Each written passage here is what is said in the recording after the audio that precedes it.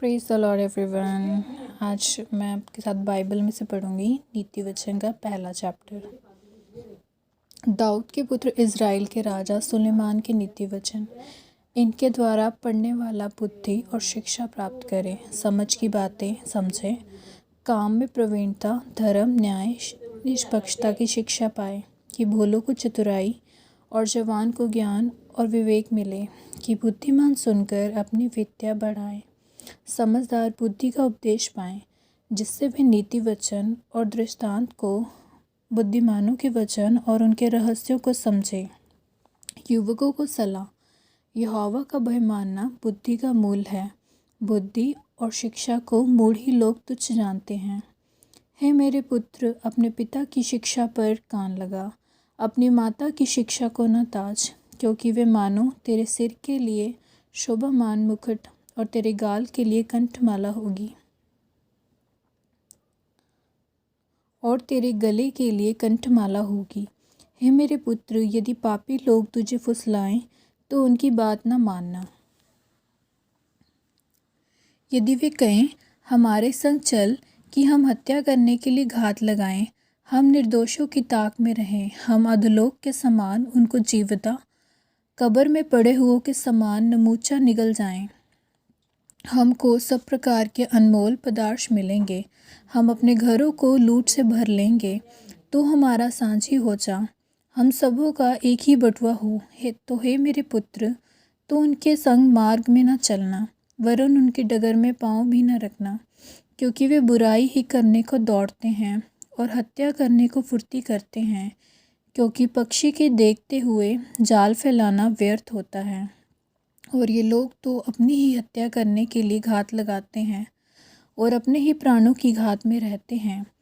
सब लालचियों की चाल ऐसी ही होती है, उनका प्राण लालच ही के कारण नष्ट हो जाता है। बुद्धि की पुकार। बुद्धि सड़क में ऊंचे स्वर से बोलती है, चौकों में प्रचार करती है, वह बाजारों की भीड़ में पुकारती है, वह फाटकों के बीच में, नगर के भीतर भी ये बातें बोलती है। हे भोले लोगों, तुम कब तक भोलेपन से प्रीति रखोगे? हे ठट्ठा करने वालों, तुम कब तक ठट्ठा करने से प्रसन्न रहोगे? यहाँ पे ठट्ठा करने का मतलब होता है मजाक उड़ाना। हे मूर्खों, तुम कब तक ज्ञान से बैर रखोगे? तुम मेरी बात सुनकर मन फिराओ। सुनो, मैं अपनी आत्मा तुम्हारे लिए उंडेल दूंगी। मैं तुमको अपने वचन बताऊंगी। मैंने तो पुकारा परंतु तुमने इनकार किया, मैंने हाथ फैलाया परंतु किसी ने ध्यान न दिया, वरन तुमने मेरी सारी सम्मति को अनसुनी किया, मेरी ताड़ना का मूल न जाना। इसलिए मैं भी तुम्हारी विपत्ति के समय हंसूंगी, और जब तुम पर भय आ पड़ेगा, वरन आँधी के समान तुम पर भय आ पड़ेगा, विपत्ति बवंडर के समान आ पड़ेगी, और तुम संकट और सकेती में फंसोगे, तब मैं ठट्ठा करूँगी। उस समय वे मुझको पुकारेंगे और मैं न सुनूंगी। वे मुझे यत्न से तो ढूंढेंगे परंतु न पाएंगे, क्योंकि उन्होंने ज्ञान से बैर किया, यहोवा का भय मानना उनको न भाया। उन्होंने मेरी सम्मति न चाही, वरन मेरी सब ताड़नाओं को तुच्छ जाना। इसलिए वे अपनी करनी का फल आप भोगेंगे, अपनी युक्तियों के फल से अघा जाएंगे, क्योंकि भोले लोगों का भटक जाना उनके घात किए जाने का कारण होगा। निश्चिंत रहने के कारण मूढ़ लोग नष्ट होंगे।